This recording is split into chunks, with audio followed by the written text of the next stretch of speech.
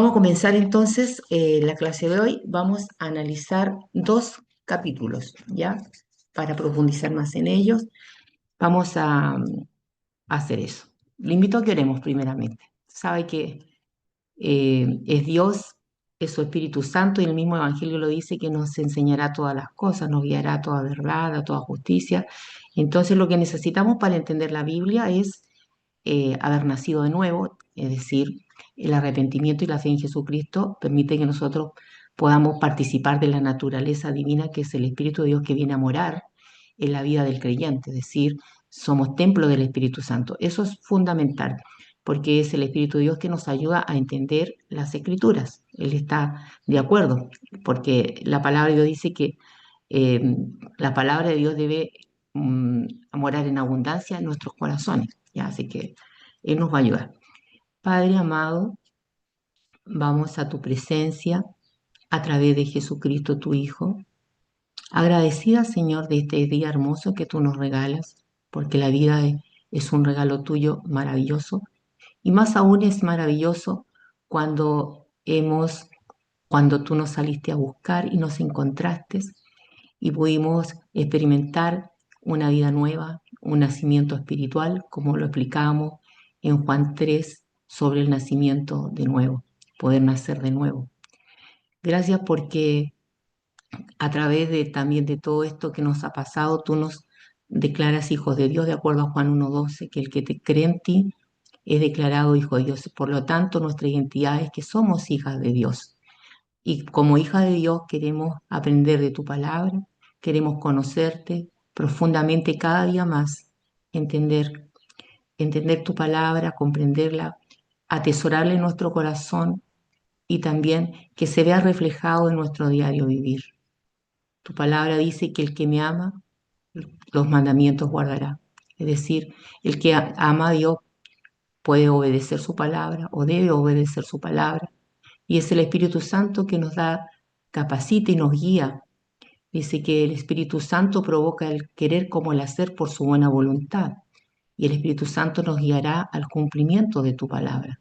Nos guiará a las obras del Espíritu, nunca a las obras de la carne. Así que tenemos todas las herramientas que tú nos has dado para poder crecer, para poder reflejar tu imagen al mundo, para ser la luz del mundo, como dice el Evangelio Juan. Yo soy la luz del mundo, el que cree en mí nunca más andará en tinieblas. Así que creemos a tu palabra y sé que con tu ayuda, Señor, llegaremos a la meta final, de algún día contemplar tu rostro, de algún día, como también lo promete este Evangelio, dice, me voy pues a preparar morada, a donde yo estoy, vosotros también esté. Y lo creemos, Señor, que así es, y aquí será. No va a ser por nuestros méritos, sino que siempre es a través de los méritos de Jesucristo, nuestro Salvador. Amén. Amén. Comencemos entonces. Siempre he dicho yo en esta clase y siempre resalto el propósito. Tenemos que analizar esta carta teniendo presente el propósito por el cual se escribió. ¿Qué es lo que está intentando o qué está haciendo Juan en este Evangelio? Y el propósito, para refrescarlo, es que los lectores crean en Jesús, es el Cristo, que Jesús es el Cristo, es el ungido, eso es el Cristo, es el Mesías, que crean el Hijo de Dios y que al creer tengan vida eterna en su nombre. Eso está en Juan 20:31. Ahí está el propósito y sobre ese propósito podemos entender por qué Juan menciona algunas señales, ¿ya? Porque las señales indican precisamente la autoridad divina, que es que Él es el Mesías, ¿ya? Glorifican al Padre. Entonces, por eso Él presenta algunas señales. A diferencia entonces de los otros evangelios, Juan no solo relata hechos, sino que interpreta el significado espiritual de ellos. Hay un significado profundo detrás de estas señales, mostrando a Cristo como la revelación plena de Dios. A Dios nadie lo ha visto jamás, eso está en Juan 1:18, sino que el unigénito Hijo de Dios lo ha dado a conocer. Es lo que se llama el exagitazo, es la revelación. Hebreo dice, antes en el Antiguo Testamento nos hablaba a través de los profetas, Dios, pero ahora nos habla en este tiempo a través de Jesucristo. Está en hebreo, ¿ya? Donde también en Juan analizamos los atributos de Dios, los primeros capítulos importantes, porque Él es Dios, porque tiene los atributos de Dios, no olviden eso, Él tiene los atributos de Dios, Él es eterno. También aquí vamos a ver que Juan habla de la preexistencia de Cristo. Antes de que Abraham fuese, yo ya era. Eso habla de la preexistencia de Cristo, lo que significa que Él es el eterno, no es un ser creado, como algunas sectas, como los testigos de Jehová, lo puedan mencionar, ya que no creen en la divinidad. Pero nosotros sabemos que Él no fue creado, sino que Él siempre estuvo con el Padre, ¿ya? Entonces, es por eso que este evangelio se diferencia de los evangelios sinópticos, lo que hemos dicho Mateo, Marcos y Lucas, ¿ya? Porque Juan es más profundo, analiza mucho más las doctrinas, ¿ya? Eso es. Bueno, y este propósito que hemos enunciado en estas clases nos guía en cada capítulo, ¿ya? No se trata solo de conocer los milagros que hizo Jesús o los discursos de Jesús, sino que comprender quién es Él, quién es Jesús y responder con fe realmente genuina acerca de su persona y su obra, ¿ya? Entonces, siempre vamos a repasar el propósito para poder tenerlo claro y entender por qué Juan relata estas cosas, ¿ya? La semana pasada estudiamos el capítulo 5, donde Jesús sanó a un paralítico en el estanque de Betesda. Ahí hay una señal. Este milagro va mucho más allá de un acto de compasión. Sabemos que obviamente Jesús tiene compasión, ¿ya? Que Él se acerca a la gente, a los leprosos, a mujeres de dudosa vida, hablemoslo así como la samaritana, ¿no? Porque es el amor y la compasión que lo mueve. Pero este fue un milagro del el estanque de Bethesda, como lo habíamos visto, que provocó cierta controversia, ¿ya? Ya que Jesús lo realizó, ¿se acuerda? En día de reposo. Esa fue la crítica, cómo él hace esto en día de reposo. Y ahí vimos también cómo los líderes judíos se escandalizaron, ¿ya? Acusándolo de quebrantar el día sábado. Jesús respondió en esa ocasión revelando su relación única con el Padre. Yo y el Padre uno somos, declarando que Él hace lo mismo que el Padre hace. Él vino a revelarnos al Padre todo lo que yo del Padre, Él lo da a conocer. Yo y el Padre uno somos, ¿ya? El capítulo termina con un fuerte testimonio, el 5. Moisés mismo escribió acerca de Cristo, Juan 5, 39 y 46. ¿Ya? Pero los judíos no quisieron creer. Como se anunció en los primeros capítulos, a los suyos vino y los suyos no le recibieron a pesar de ver las señales, estaban ciegos, ciegos y no reconocer al Mesías. Y en este capítulo aprendimos que Jesús no solo trae sanidad física, porque después se encontró al paralítico en otro lugar y le dice, no sigas pecando para que no te venga algo peor, ¿ya? Eso también lo analizamos, sino que también revela la autoridad del Hijo que da vida. Y lleva años así y ocurrió ese milagro, lo que no agradaba obviamente a las sectas religiosas que habían en ese tiempo, ¿cierto? O a las autoridades como los religiosas, fariseos, saduceos. Siempre van a estar ahí durante todo el ministerio criticando, buscando algo de cómo acallar a Jesús, porque las multitudes lo seguían, entonces empezaron a seguirle mucha gente de ver los milagros, oh, nadie nos ha hablado así, él no habla como los escribas, él habla con autoridad, obviamente, porque toda la enseñanza que él trae, la trae del Padre. Y en el capítulo 6 es uno de los más importantes del Evangelio de Juan y no lo alcanzamos a ver completo, voy a hablar un poco más de él ahora. Presenta a Jesús, ¿se acuerda cómo lo presenta el capítulo 6? Como el pan, ¿ya? Yo soy el pan de vida, ¿ya?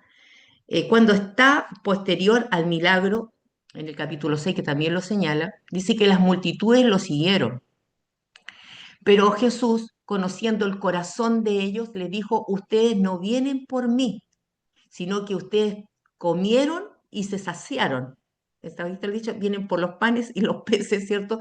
Pero no por lo que Él es, sino por lo que Él da, que eso no debiera suceder. Entonces ahí enuncia este discurso, ¿ya? Del pan. Su padre dice, comieron el maná en el desierto, comieron ese maná, pero yo os digo, este pan desciende del cielo, yo soy el pan vivo, ¿ya? Porque lo dice sus padres, comieron el maná y murieron. Esa es la referencia. Dice, yo soy el pan vivo, el que comiere de este pan nunca más tendrá hambre. Y ahí sigue explicando este tema del pan, el que come mi carne y mi sangre, también lo habla ahí, ya tendrá vida, ¿ya? Y cuando ellos escuchan este discurso, dice las escrituras, muchos de los discípulos se fueron, dijeron, dura es esta palabra, no la podemos oír. Y se fueron los discípulos. Y ahí fue, qué tremendo método de crecimiento. Va y le dice a los discípulos, a Pedro, Juan, los que él había escogido, ya, les dijo, ¿y ustedes también se quieren ir? Y ahí Pedro cuando dice, ¿a quién iremos? ¿Cómo nos vamos a ir? Si solo tú tienes palabras de vida eterna. Ahí eso está en Juan 6, 68. ¿Ya? Entonces, la gente buscaba a Jesús solo por lo material y eso lo podemos ver también en este tiempo, por lo que Él me puede dar. Entonces vemos que muchas veces hay gente consumidora, pero no está dispuesta a servir a Dios, solamente quieren como recibir, ¿no? Y eso es. Entonces ahí Jesús se presentó como el pan del cielo, superior al maná que comieron los israelitas en el desierto, como les decía, y ahí les declara, yo soy. Hay varios yo soy en Juan, ustedes lo han observado. Yo soy la luz del mundo, yo soy la puerta, eh, yo soy la resurrección y la vida, el que cree en mí aunque ego y mí sería yo soy en griego, ego y mí. Yo soy la resurrección en la vida, el que cree en mí, aunque esté muerto vivirá, pero en esta ocasión se presenta como el pan del cielo, el pan vivo. Y ahí vemos la reacción de la gente eh, al escuchar este discurso. No todos se quedarán, algunos irán, ¿no? Y lamentablemente, eso sigue y va a seguir pasando siempre. No todos quieren venir a la luz, ¿ya? No todos. ¿Por qué? Porque sus obras son malas y la luz se los demuestra. Eso también lo habíamos explicado. Entonces vamos ahora al capítulo 7 de Juan, ¿ya? 7, usted síganme ahí, vamos al capítulo 7 de Juan y dice así. Lo voy a leer en la versión NTV, ¿ya? No, es clara, es bueno buscar otras traducciones también que aclaran más el texto. Dice, después de esto, o sea, después de todo lo que de los panes, de todo lo que sucede ahí, de lo que explicamos en los capítulos anteriores, después de esto, ya Jesús andaba por Galilea, ¿ya?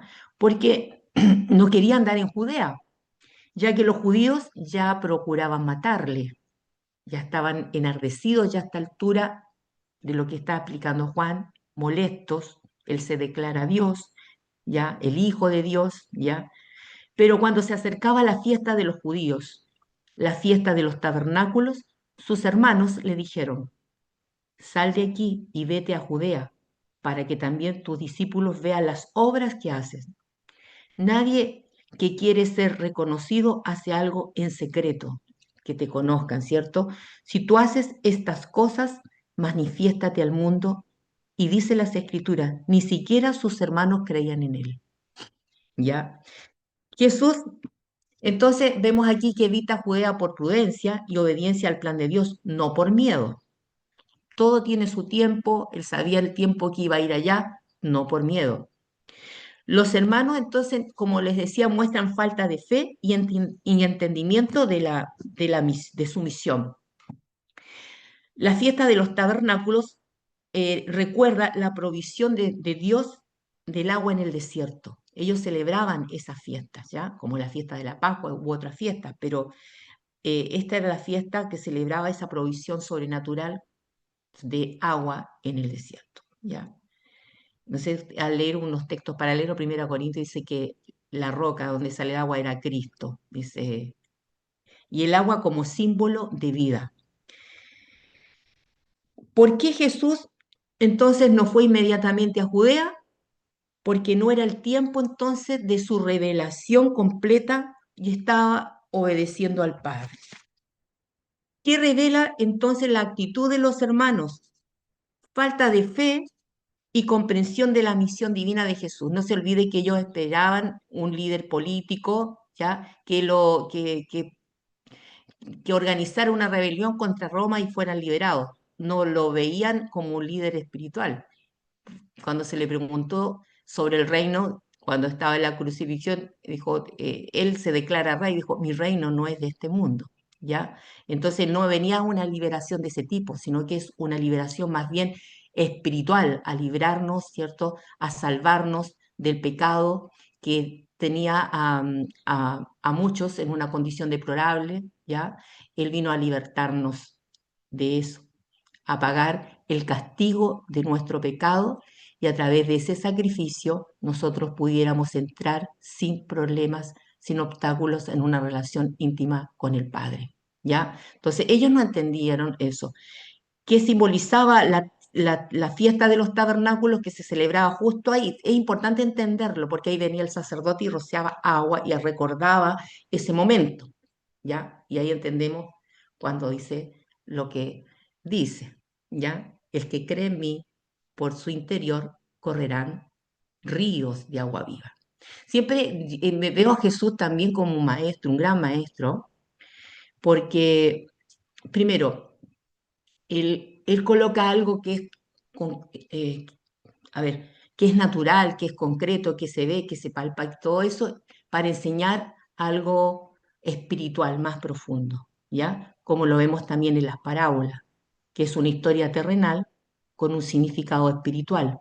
Ellos, ellos celebraban esa fiesta que les recordaba la provisión sobrenatural que tuvieron los israelitas mientras vagaban en el desierto, ¿ya? Ellos celebraban eso. El agua es vida, el agua sustenta, el hombre necesita el agua, ¿no? Entonces, así como se necesita esa agua, nosotros necesitamos a Cristo porque Él es el que cree en Él, dice, por su interior correrán, que es el Espíritu Santo, ríos de agua viva. Yo vengo a darles vida, dijo el Señor, y vida en abundancia, ¿ya? Entonces, para quedar clara la enseñanza, porque tres aspectos del ministerio de Jesús importantes: realizaba milagros, ¿cierto? Proclamaba el Evangelio, ¿ya? Y enseñaba. Y la enseñanza fue un punto fuerte en el ministerio de Jesús, la enseñanza. Él enseñaba con excelencia, ¿ya? Y toma esto y entrega este mensaje en el tiempo y él, a pesar de que en un momento decidió no ir, después llegó allá, llegó secretamente a Jerusalén y estuvo en el templo, ¿ya? Jesús va entonces a Jerusalén secretamente y ahí enseña, eso es lo que le estaba diciendo y eso está en el capítulo 7, versos 10 y 14. Pero después de decir esto, Jesús permaneció en Galilea, esa conversación que tuvo con los hermanos, ¿ya? Sin embargo, cuando ya estaba en medio de la fiesta, subió a Jerusalén, ahí fue, no cuando hermanos se lo dijeron, sino que subió, fue, sin que se supiera, ¿ya? Los judíos se maravillaban de él y decían, ¿cómo sabe este hombre tanto sin haber estudiado?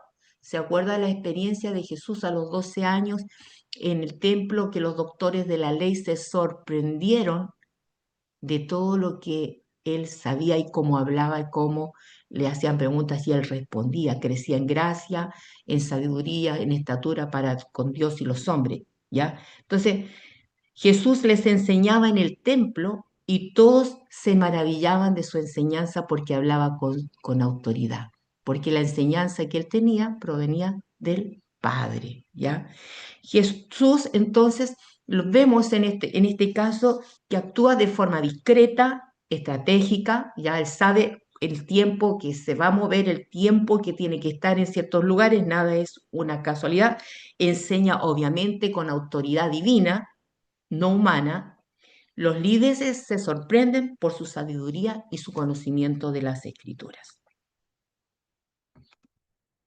¿Qué significa entonces que los judíos se maravillaban ya de Jesús? Entonces ellos reconocían su autoridad y su sabiduría sobrenatural.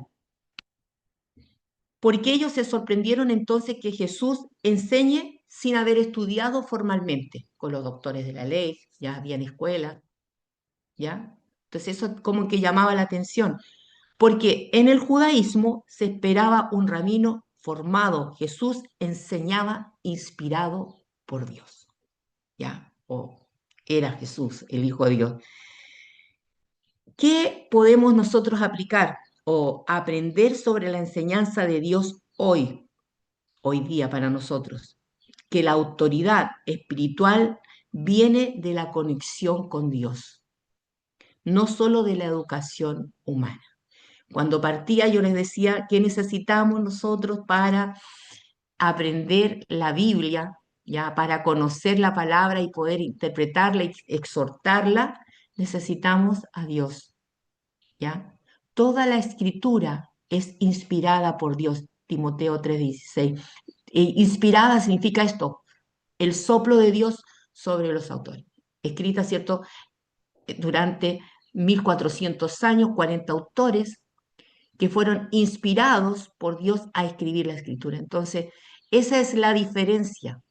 Puedes, la gente que no tiene a Cristo puede leerla y explicarla, pero no va a ser lo mismo, hermano, no sé si yo creo que están de acuerdo, que una hija de Dios, un hijo de Dios, un predicador que haya nacido de nuevo, que haya conocido a Cristo, tenga a Dios en su vida, es diferente, es distinto, porque Cristo es en la persona, es Cristo hablando a través de esa persona. ¿Por qué le digo esto? Porque, porque Dios nos va a usar o la está usando usted a lo que usted es en Cristo Jesús. ¿Entiende? Dios la va a usar para hablar, es Él. Por eso que a Él la gloria.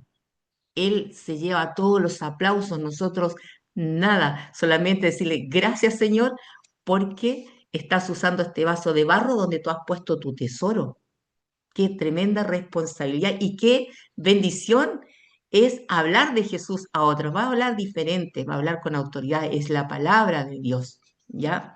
Entonces eso es un tremendo privilegio. Entonces eso era lo distinto, o sea, él, lo que decían las autoridades, las personas que no habla como los escribas, los eruditos de la ley, él habla diferente. Nadie nos ha hablado así porque en él estaba esa autoridad divina. Él es Dios, el Hijo de Dios. El 7, el 15 y el 18, la autoridad de Jesús. Ahí le dice, mi enseñanza no es mía, le responde Jesús, no es mía, sino de aquel que me envió, que fue el Padre. Él envía al Hijo.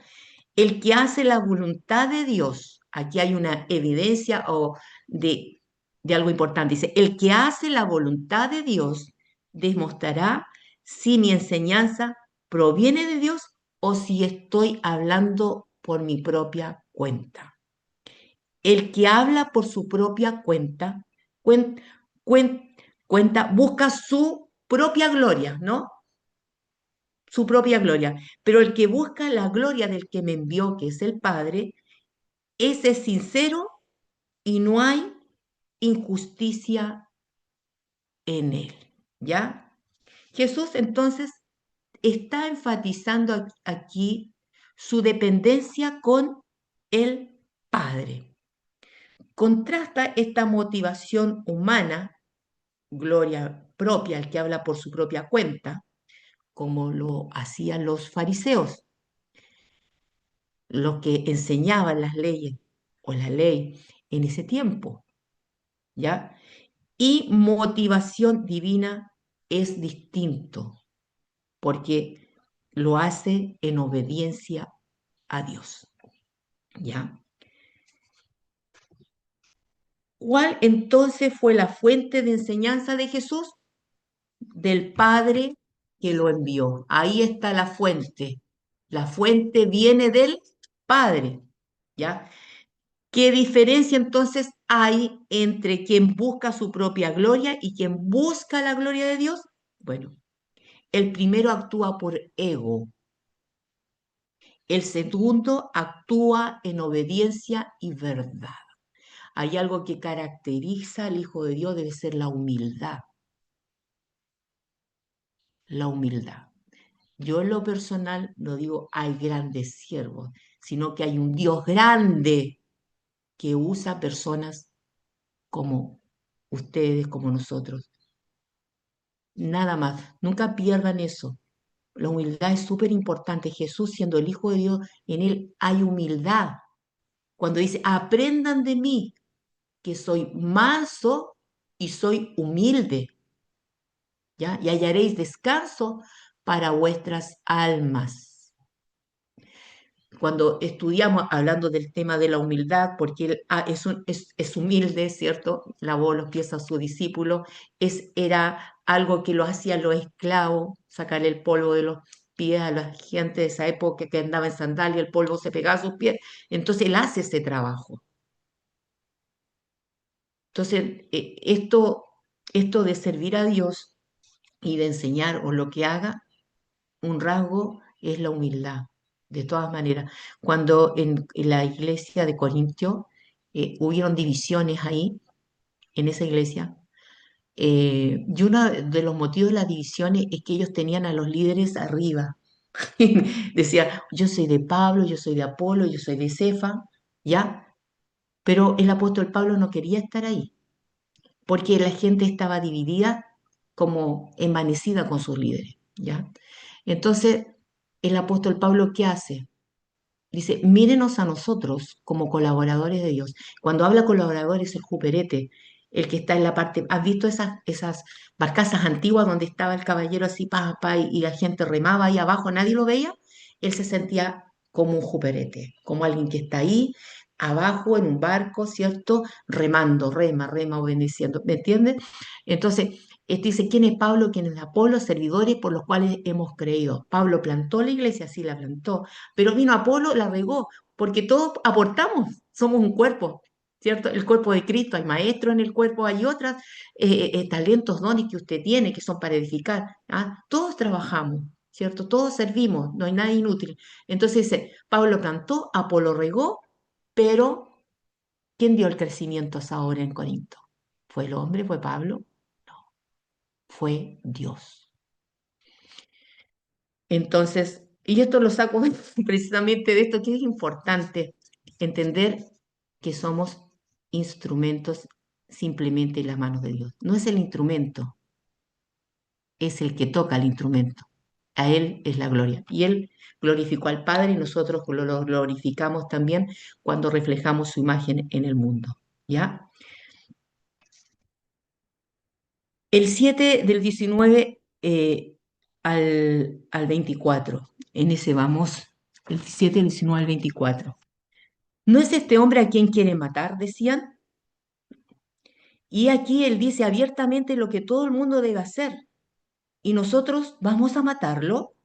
¿Acaso han hallado en algún mal? Le respondieron. Cada uno busca matarle por tu palabra. Jesús confronta la injusticia y la hipocresía de los líderes, porque eran hipócritas.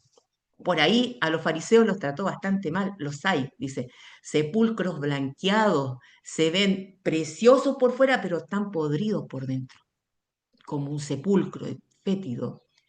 Eh, le agregan cargas a la gente que ustedes ni siquiera pueden cumplir. Como les explicaba yo, que el día de descanso ellos pues, tenían una tradición, el Mishnah, agregaron cantidad de cosas que le quitaron el espíritu a la ley, que es el amor y la misericordia.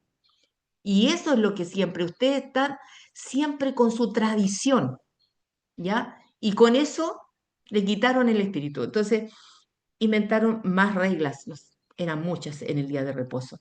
Entonces, él les critica la injusticia y la progresía de los líderes, muestra que la ley de Dios es superior a la ley humana y que la verdadera justicia no es siempre comprendida por la autoridad terrenal. Los líderes se enredan en sus propios prejuicios que tenían, buscando excusas siempre ellos para condenar a Jesús.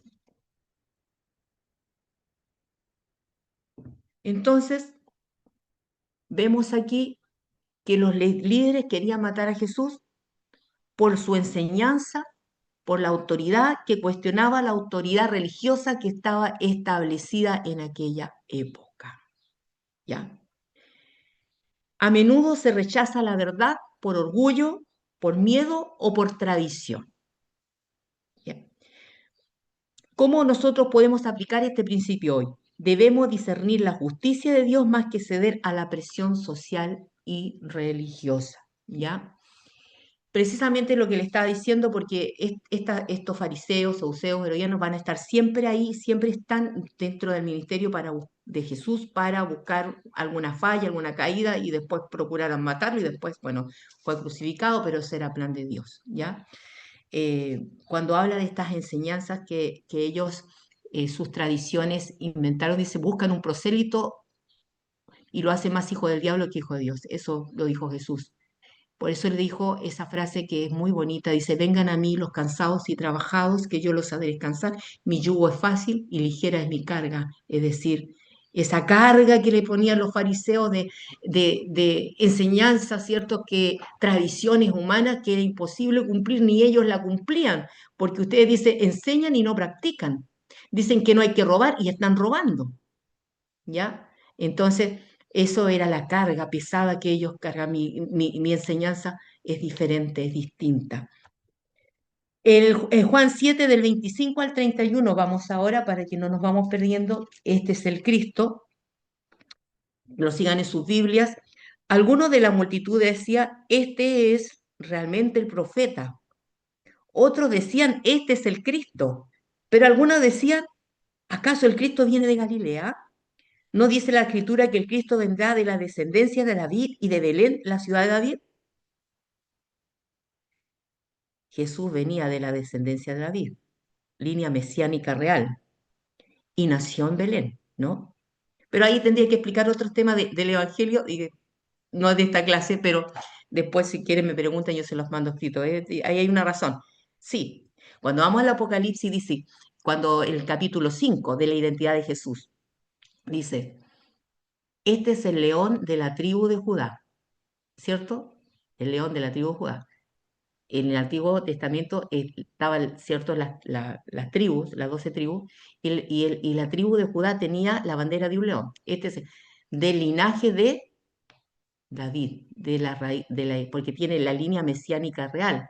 Por eso que el ángel Gabriel dice, este afirmará el trono de David su padre y su reino no tendrá fin, ¿ya? El pacto davídico. Tal cual. Pero dice de Galilea, así que había división entre ellos por causa de Jesús. ¿Quién es él? Entonces surge confusión sobre la identidad mesiánica de Jesús. Algunos reconocen su autoridad, este es el Cristo, ¿ya? Otros dudan por prejuicio geográfico o doctrinal, este está de Galilea o doctrinal, pero ahí hay toda una confusión de la identidad. Juan muestra la resistencia humana a aceptar a Jesús plenamente, ¿ya? Eso es lo que está detallando en esos versículos, ¿ya? El 32 al 36. Entonces los fariseos fueron a los líderes del pueblo y dijeron, ¿por qué lo dejáis hablar así? Fueron allá. ¿Acaso habéis creído en él? Respondieron los líderes, nadie de entre los líderes o fariseos ha creído en él, pero esta gente que conoce la ley es maldita, así de simple. Entonces, los fariseos muestran hostilidad abierta y manipulan al pueblo. Jesús señala que su momento de exaltación aún no ha llegado, el 33 al 36, ¿ya? Reitera el concepto que es el Mesías, controlando cómo y cuándo se revela, ¿ya? Eso es lo que está provocando a esta altura en los líderes la molestia. Claro, no podían callarlo, porque se veían los milagros que eran las señales que traían como propósito señalar que era el Mesías, que era el Cordero, y ellos no por nada, con todo lo que Jesucristo había hecho y ellos habían presenciado, ellos no creían. Esto revela entonces la ceguera espiritual y el rechazo de la autoridad de Dios, que su revelación completa también y glorificación no era el momento, mi hora no ha llegado, obviamente, faltaba ya el momento de su muerte, de su resurrección y su glorificación. Eso no había llegado, todavía no era. ¿Y cómo debemos discernir la voluntad de Dios en medio de esa oposición? De la oposición que podamos tener con paciencia, oración y conocimiento de la Escritura. Para nosotros es eso. Nosotros debemos conocer las escrituras, debemos de indagar, como yo les decía el otro día, y cuando nosotros hacemos una defensa de la fe, tenemos que hacerlo con las escrituras, citando las escrituras, ¿ya? Cuando hablamos de la evidencia de que Jesús es el Mesías, ¿quién da testimonio de él? Decíamos, las escrituras dan testimonio, Juan el Bautista da testimonio, las señales que él hace dan testimonio, ¿ya? No debemos hacer una interpretación bíblica dejando las escrituras, porque yo puedo desviarme y quizás una apreciación muy personal que no está acompañada por las escrituras. Entonces, obviamente ellos estaban preocupados ya, estas sectas, porque esto iba creciendo, esto nadie lo estaba deteniendo y Jesús estaba cumpliendo ese ministerio activo, demostrando que él tenía autoridad divina y que el Padre lo había enviado y testimonio había. ¿Ya? Jesús, entonces, aquí vamos como fuente de agua viva, lo que le mencionaba cuando está esta fiesta de los tabernáculos. Está ahí en Jerusalén. Dice, en el último día de la fiesta, el gran día, Jesús se puso de pie y exclamó, si alguien tiene sed, venga a mí, ¿ya? Y beba. El que en mí cree, como dicen las escrituras, de su interior correrán ríos de agua viva. Ya les expliqué lo que es la fiesta del tabernáculo, de lo que ellos estaban celebrando, de la provisión sobrenatural de los israelitas en el desierto. El agua es vida para todos. El ser humano necesita vida. Y en ese momento aparece Jesús y les dice, yo soy agua viva. El que viviere de esta agua, había dicho antes, nunca más tendrá sed. Entonces, como dicen las escrituras, de su interior correrán ríos de agua viva. Esto refiriéndose al espíritu, con mayúscula, cuando usted ve las escrituras, espíritu, minúscula, mayúscula, es Dios, espíritu, que iban a recibir los que creyeran en Él. A mí esto me conmueve, de verdad, saber que Cristo vive en mí, que usted es el tabernáculo de Dios, que dice tabernáculo haciendo referencia y en el Antiguo Testamento, ¿cierto? La presencia de Dios estaba en el tabernáculo, en el lugar santísimo, ahí la Shekinah, la gloria de Dios ahí. Pero ahora, usted y yo y todos aquellos que han creído en Él por la fe, arrepentimiento, fe en Jesucristo, está Él morando en su vida. Usted puede decir, ya no vivo yo, Cristo vive en mí. Qué tremendo, usted se sentía sola, nunca se sienta sola, ni solo Cristo vive en mí. Y lo que ahora vivo en la carne, lo vivo en la fe del Hijo de Dios. ¿Qué mejor regalo podemos tener nosotros? A veces decimos, nos falta esto, nos falta otro, no te falta nada. La plenitud la tenemos en Cristo. Analice Efesios capítulo 1, las bendiciones espirituales que tenemos con Él. ¿Y qué tiene que hacer la gente? ¿Hacer algo? Está diciendo ustedes vayan, caminen de rodillas, enciendan una velita, qué sé yo. No, cree, es creer. Nada, nada lo que nosotros hagamos vamos a ganar el favor de Dios. Nada. Porque si hubiera algo que tuviéramos que hacer nosotros para ser salvos, ¿para qué viene Cristo? Mejor la obra la hacemos nosotros, ¿no? No es así. Esto es por fe y no por obra. Por gracia soy salvo por medio de la fe, no por obras, para que nadie se gloríe, diga yo, porque hice esto, merezco, no merecemos nada. siempre es por los méritos de Cristo. Entonces dice, el que cree en mí por su interior, mire, imagínese usted los fariseos, imagínese la gente, la cara, cuando viene y se presenta y hace esta tremenda afirmación. Esto se refiere al Espíritu que iban a recibir los que creyeren en él, porque aún no había venido al Espíritu, pues Jesús no había sido glorificado. Eso también hay que entender. Dice, les conviene que yo me vaya para que el Consolador venga, ¿cierto? Ahora estaba Cristo ahí, pero a través del Espíritu se hace real la omnipresencia de Cristo en la tierra y en su corazón. Y eso sucedió el día de Pentecostés. El Espíritu Santo de la promesa descendió ahí y fue fundada la iglesia. Entonces el agua viva es el Espíritu Santo, fuente de vida y de renovación. Esto conecta con la ceremonia del derramamiento del agua en la fiesta del tabernáculo. Se derramaba el agua en ese momento para hacer alusión de lo que pasó ese día. Entonces el justo se presenta en ese momento. Tremendo. La glorificación de Jesús, su muerte y resurrección hace posible el derramamiento del Espíritu Santo de Dios, el Espíritu Santo de la promesa, que después lo vamos a estudiar ya en los capítulos posteriores, previo ya a la partida de Jesucristo, ¿ya? Entonces, ¿por qué Jesús conecta esto con la glorificación? Porque a través de ese sacrificio abre el acceso también al Espíritu. Por eso les conviene, estaban tristes los discípulos, les conviene que yo me vaya, porque ahora yo voy a morar en tu corazón y en nuestros corazones. ¿Y cómo se experimenta esta agua hoy? Por lo que yo les dije, creyendo en Jesús y creyendo en Jesús, arrepentimiento, fe en Jesucristo, ¿cierto?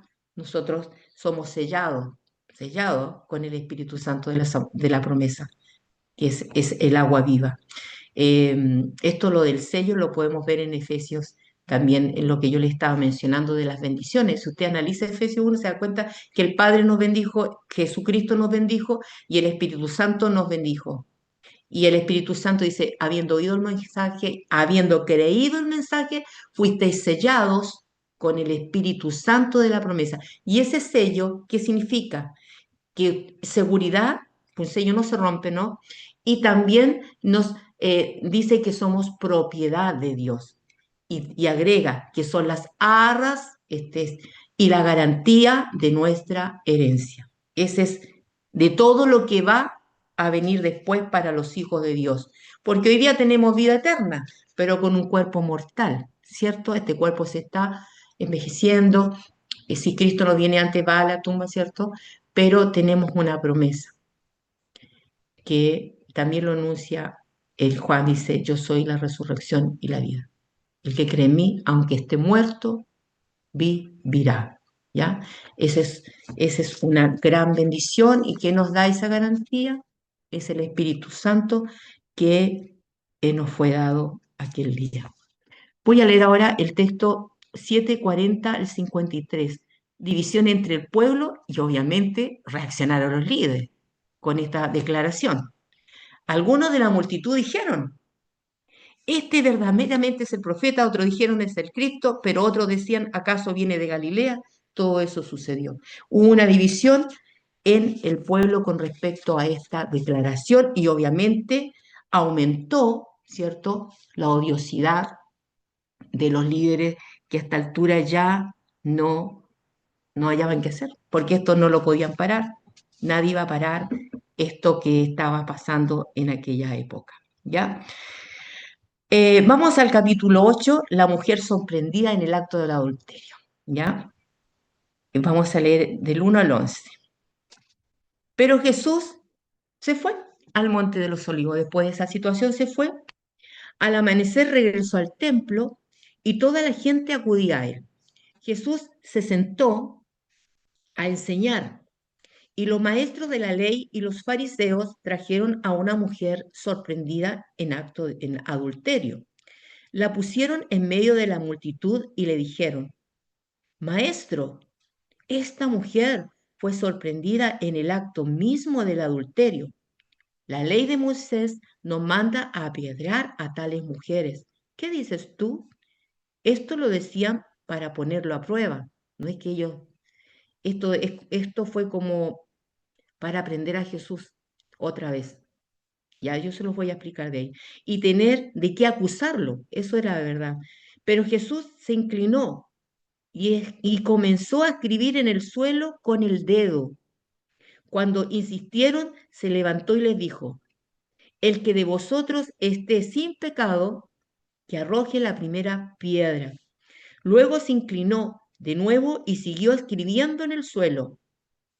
Al oír esto, los acusadores fueron saliendo, comenzando por los más viejos hasta que quedó solo Jesús con la mujer en medio.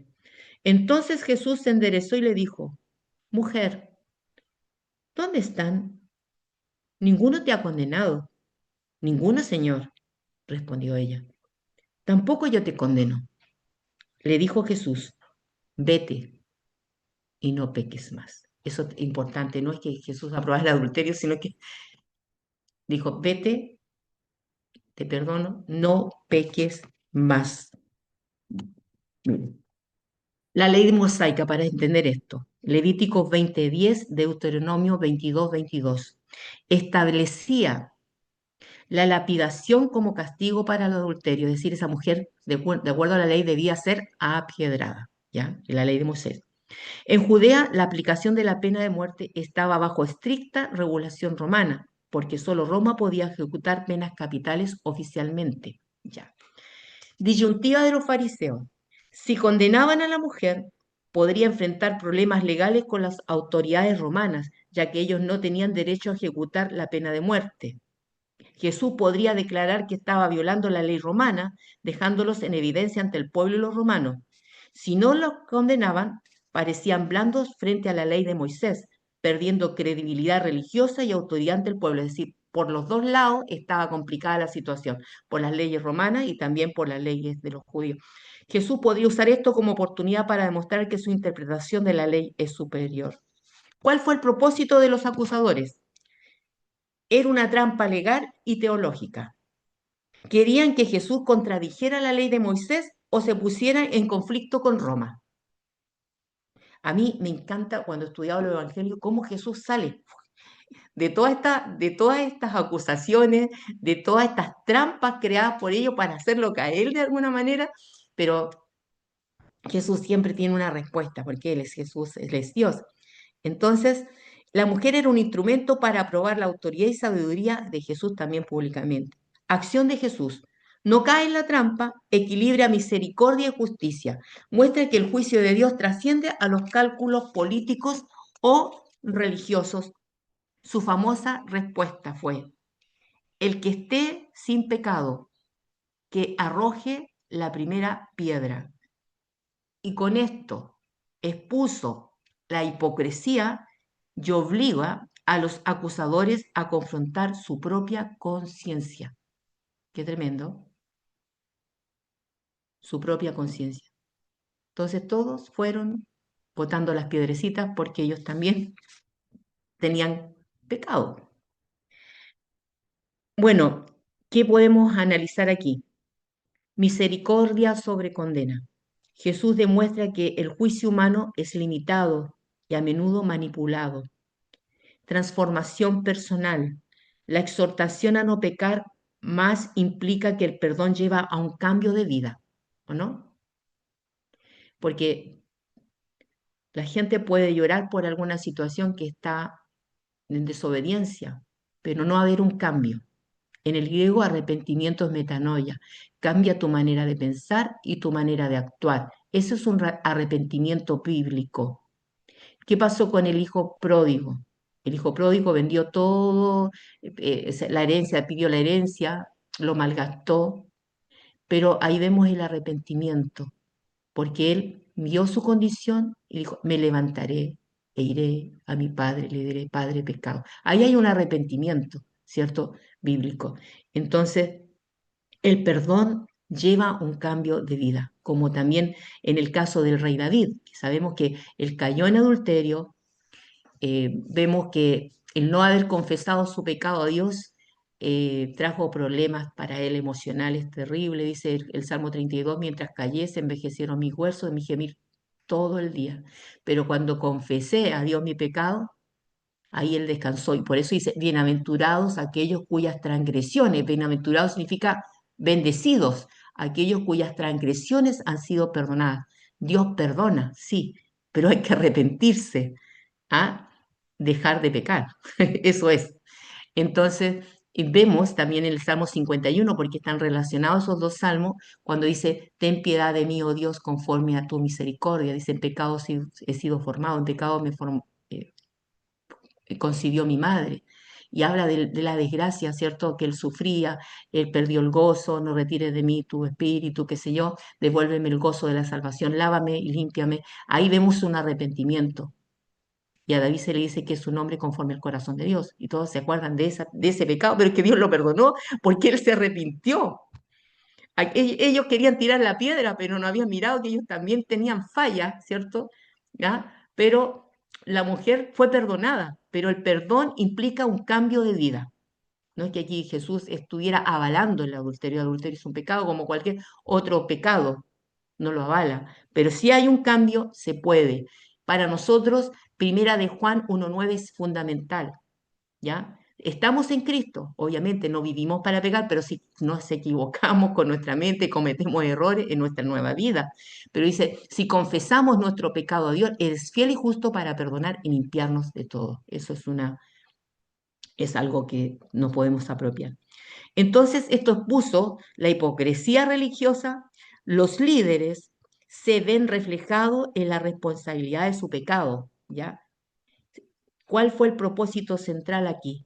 Enseñar que la autoridad de Jesús combina, ¿qué combina? La verdad, combina la misericordia y justicia, superando las limitaciones legales y públicas de la época. Yo me sorprendo a él mientras venían con la mujer, él estaba escribiendo ahí con su dedito, con una calma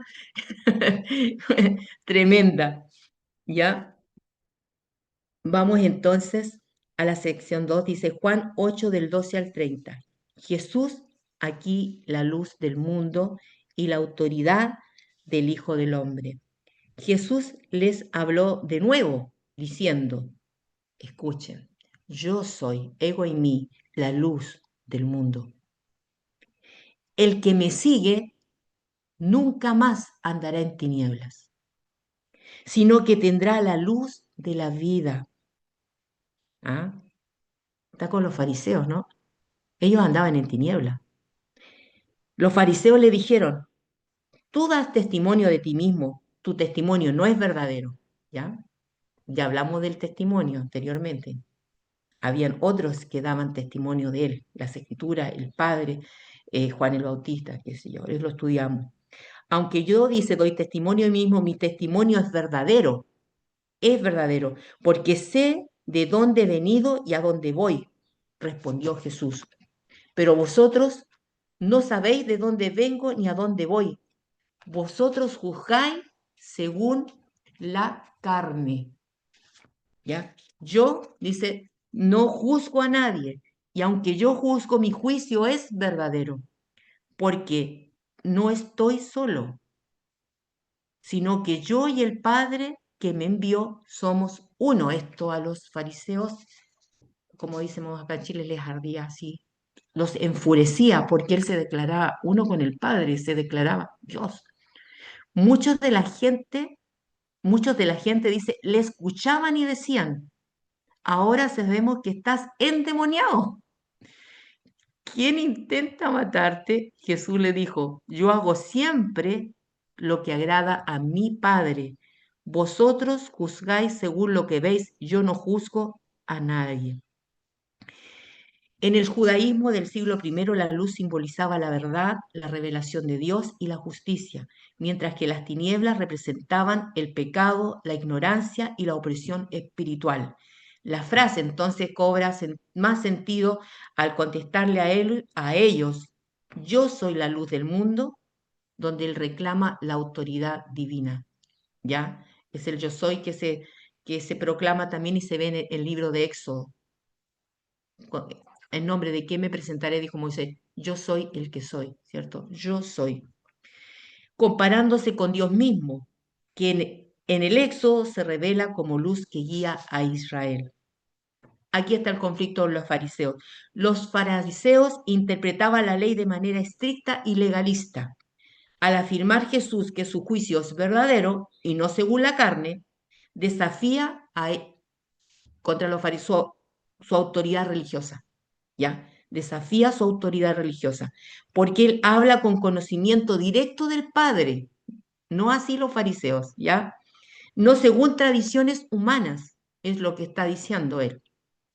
Esta declaración entonces aumenta la tensión política y religiosa. Podrían acusarlos ellos de blasfemia. Y cuando dice, yo y el Padre somos uno, wow, una afirmación central de la divinidad y autoridad mesiánica. Implica esto, yo y el Padre somos uno, implica unidad perfecta en propósito, conocimiento y juicio con Dios Padre, algo que resultaba incomprensible realmente a los fariseos. Jesús como guía espiritual, Él ilumina la vida de quienes lo siguen apartándolos del pecado, ¿ya? Contraste entre juicio humano y divino. Los fariseos juzgan superficialmente. Jesús juzga distinto, con justicia perfecta y moralidad perfecta. Preparación para su muerte y exaltación. Las afirmaciones de unidad con el Padre anticipan la glorificación futura y la autoridad del Hijo del Hombre.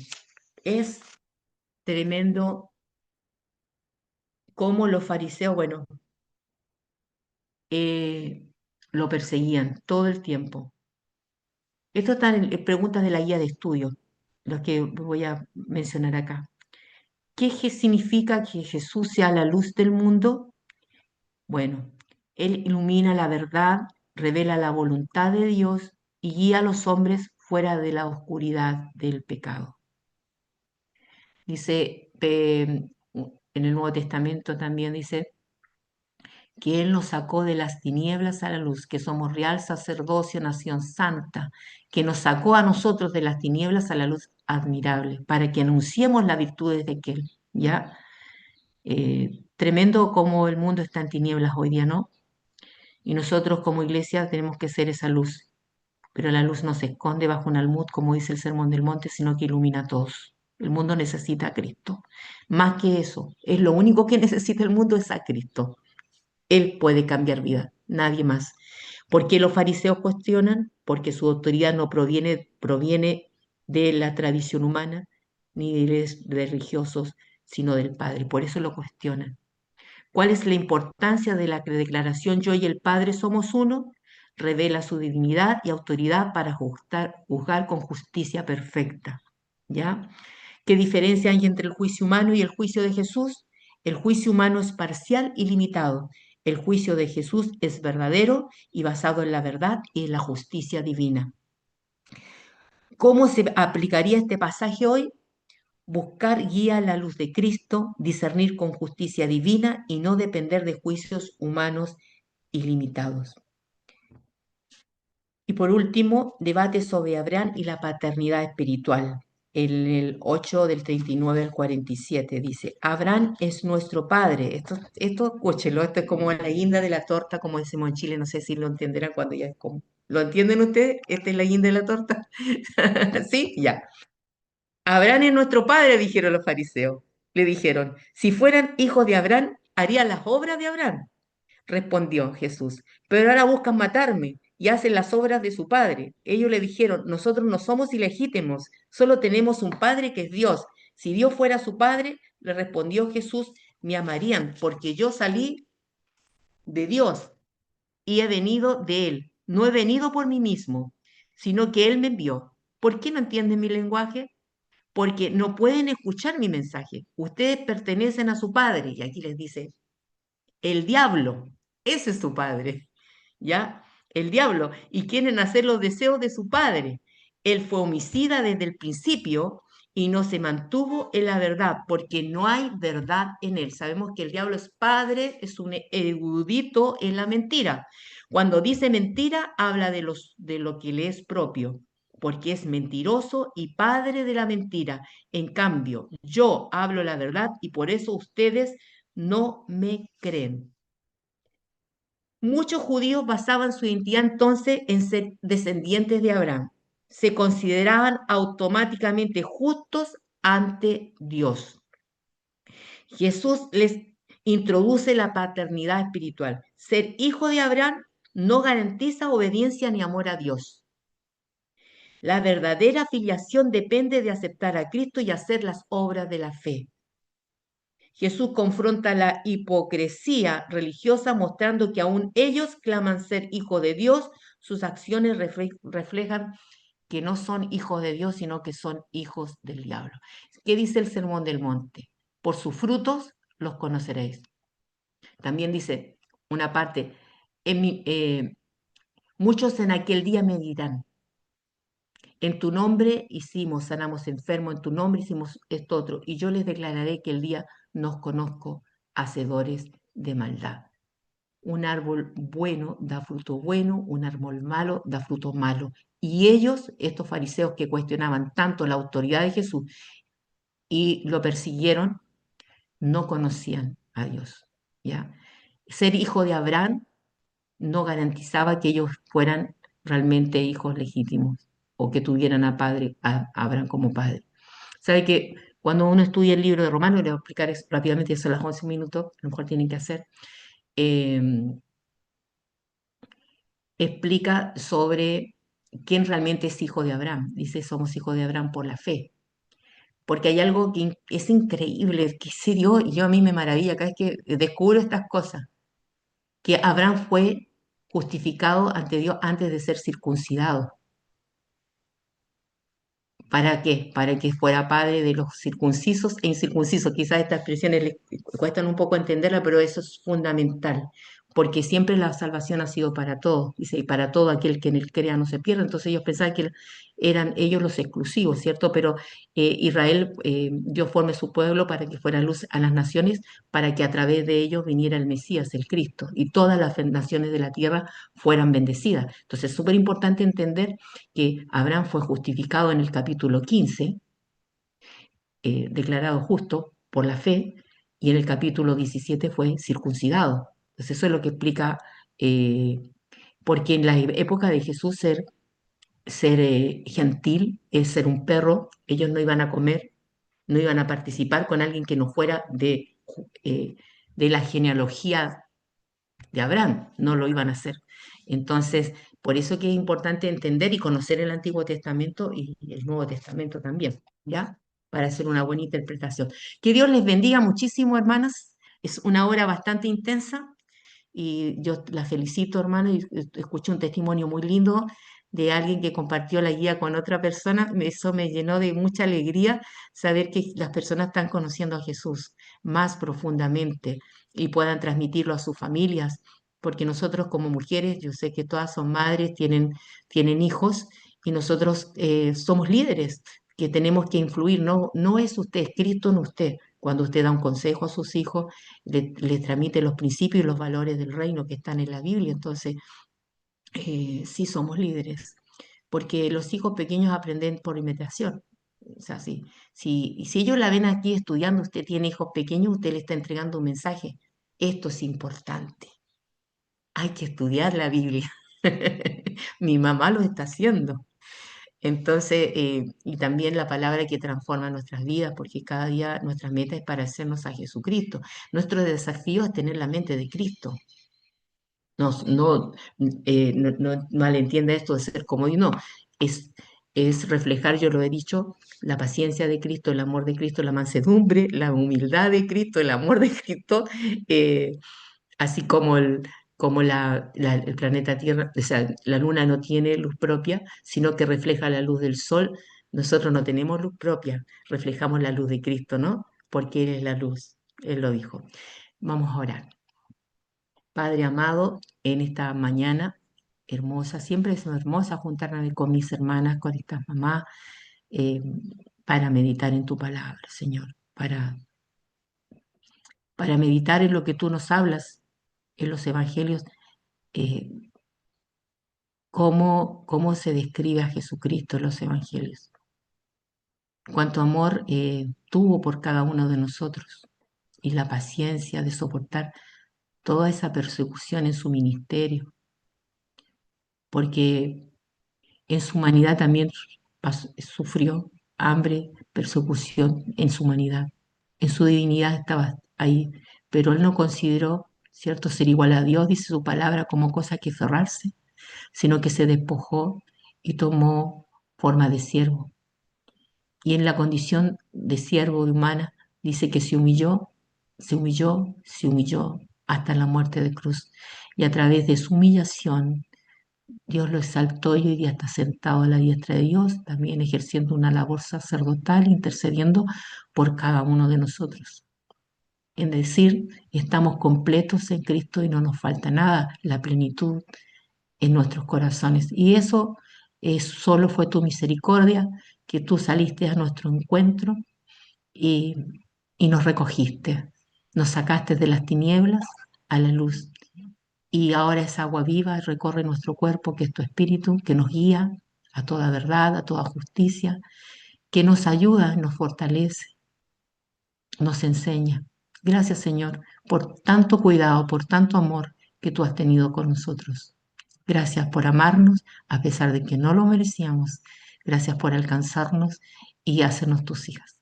Te damos gracias, Padre, por todo tu amor, por todo lo que nos das cada día. Bendice a las mamás que están ahí con nosotros, que tú bendigas sus familias, sus hijos, sus esposos y que ellas puedan ser testigos de Cristo, así como lo hizo la mujer samaritana, el Gadareno, así como muchos lo han hecho, Señor. Hay personas que salen de su lugar de confort y van a otros lugares donde hay persecución, probablemente arriesgando su vida. ¿Por qué? ¿Por qué lo hacen? Simplemente por el amor. Que esa sea nuestra motivación cuando servimos a Dios, no sea ser visto, ser aplaudido, sino que sea el amor que nos mueve, nada más, porque lo que regula el servicio a Dios es el amor. Si nosotros te amamos, si nos deleitamos en ti, te vamos a seguir siempre. Que podamos amarte como lo dice tu palabra, con todo nuestro corazón, con toda nuestra alma, con todo, porque lo que amamos seguimos. Eso es. Gracias, Señor. Te damos en el nombre de Cristo Jesús. Amén. Amén. Nos vemos entonces el próximo martes. Que tengan una muy linda semana y ahí poquito a poco trabajen las guías, hermanos, se van a disfrutar eso, ese tiempo, háganlo en oración, disfruten el estudio, esto no debiera ser una carga pesada, sino que disfruten. Dios se va a ir revelando en las escrituras y lo van a conocer más. Yo siempre dije, si yo voy a ser cristiana, yo tengo que conocer a Dios. Y está en la Biblia. Ahí está. Así que escudriñar las escrituras porque en ellas está el Señor, ¿ya? Y en esto consiste la vida eterna, lo dice Juan, en que te conozcan a ti, el único Dios verdadero. Conozca a Dios. Es lo mejor que puede pasar, conocerlo a Él. Bendiciones.